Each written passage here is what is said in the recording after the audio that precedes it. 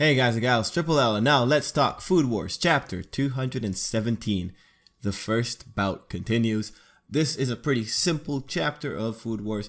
We're not dealing with any food. We're just seeing things happen, and we just get, I guess, one character got done dirty in this chapter, but it was all to show how much more incredible another character is. Anyway, so we have that, and then we have just the setups for the next round and just some character interaction and some validation coming towards the Polar Star dorm and what they're fighting for and all that. So overall, it's a transitionary chapter, also a setup chapter. Now, I'm not gonna lie, Megashima, he didn't do anything. He just kind of stood there and looked cool. But man, I don't know if it's his rippling muscles, but I'm totally into it. I like this guy. He's cool. I really want to know the full details of the promise he made with Soma, because that's really all he's giving us. And his overall strategy of just, hey, let's just hit him hard and fast. I really appreciate that. I think that was excellent.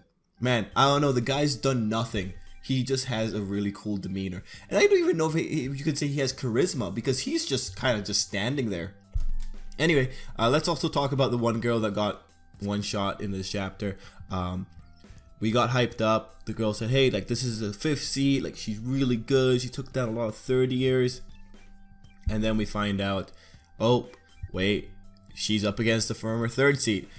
Oh, well, denied. That was actually pretty funny. I really appreciated Kuga there, because he was just berating, or not berating, he was making fun of the really rude commentator. And just told her, yeah, well, she's kind of up against this really. Overall, the execution there was excellent. I really enjoyed that. Now, this chapter really is more about setting up things that are going to be happening in the next round.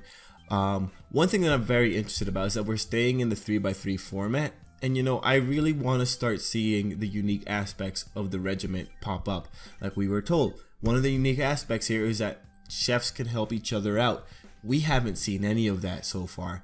And it's unfortunate that we haven't seen what was the main gimmick of this regiment, right? Because right now, it's effectively just having 3 Shokugekis happening side by side.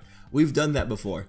It's just that it happens that everyone is in the same room, so they can all commentate on each other's cooking and foodgasms at real time, So I really do want to see in this next round the characters start helping each other out, especially if we get something like what's being foreshadowed in this chapter, like Tsukasa going in.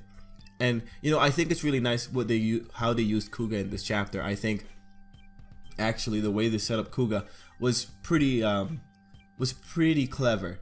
But I'll talk about that in a bit. Anyway, if they're going up against Tsukasa, I really do want to see scenarios where the chefs are helping each other out, because Tsukasa is such a high wall that I want to at least see the adequate amount of effort being put in by everyone.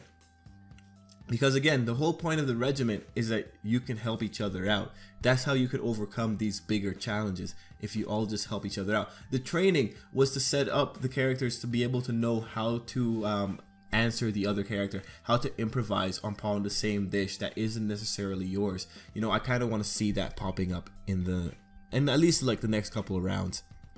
Anyway, moving into Tsukasa and Kuga, Kuga was getting set up from the beginning of this chapter.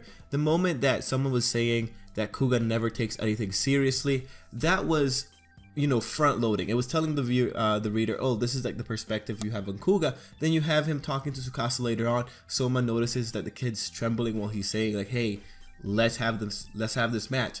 And then you notice he's taking things seriously, right? So this chapter set up this contrast at the beginning. It premised Kuga doesn't take anything seriously, and then they show Kuga taking things seriously later on, showing that this character has more to him than just the humor and the fun times, and that he might legitimately be worried to some degree.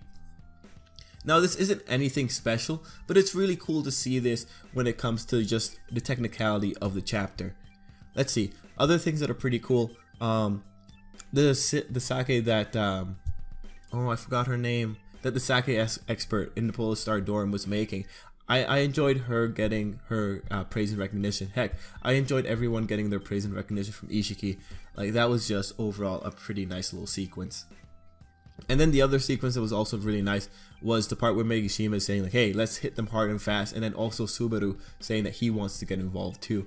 I really want to see Subaru get involved. I think he's like one of the best like options that came out of this thing. I really want to see him do something, and really, plot-wise, I would see him going up against Aizen, right? Because those two characters have worked together before, and it would just be a pretty interesting little situation if Aizen just gets put down by his own dish, if Subaru really did master his trace the way he's saying he did.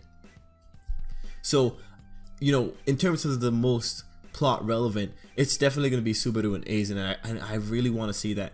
Truthfully, I'm okay if Subaru loses, but I want him to put up such a fight that it makes me feel really good for wanting to see the character be here. Now for the next round, we kind of know that Soma isn't going to be participating because Arena's kind of just saying like, guys, come on, we gotta strategize here. And I don't really see what they mean by strategizing when it comes with Soma. That's like, what does that mean? It's just cooking. He's just going out there to cook. What strategy does he get? Or unless they're talking about the synergy between team members, in which case I think that's a pretty good point. Now let's see, are there any other things that I really want to say about this chapter? I mean, it's a cool looking chapter. Oh, one thing is that I read 2 translations, and it's actually really interesting how just reading a different translation changes a lot of the implications behind some of the text bubbles. So I would highly recommend reading 2 translations here, because between Manga Stream's translation and say Fallen Angel scans, it's just some things are being said in slightly different ways that makes you wonder what's going on. Overall, like in broad strokes, it doesn't change the point of the story too much, but it does make it when it comes to like trying to figure out what's going to happen or what's going on under the surface, you know, it makes things a little bit more difficult. Anyway, I'm gonna leave it there. It's a pretty simple chapter. It's just people talking and just people interacting with each other and just getting the recognition. One other thing, the authors are really good at making the stupid characters seem stupid. So that whole sequence with the commentator, how she like just had that mental lapse that, dear God, she's fighting someone who is tried and tested. It's just like, man, like I get it. Those characters are stupid, and it's just, man, the author's really good at villainising them. It's just unfortunate because it's like we're gonna have to deal with these characters in the future. Like they're still students at this school. You know, I have no faith in those characters if they're that stupid. But yeah, we'll have to see. Anyway, guys, thanks for watching, and until next time, I hope you have a very great day. Yeah, pretty awesome chapter of Soma. I really like Megashima.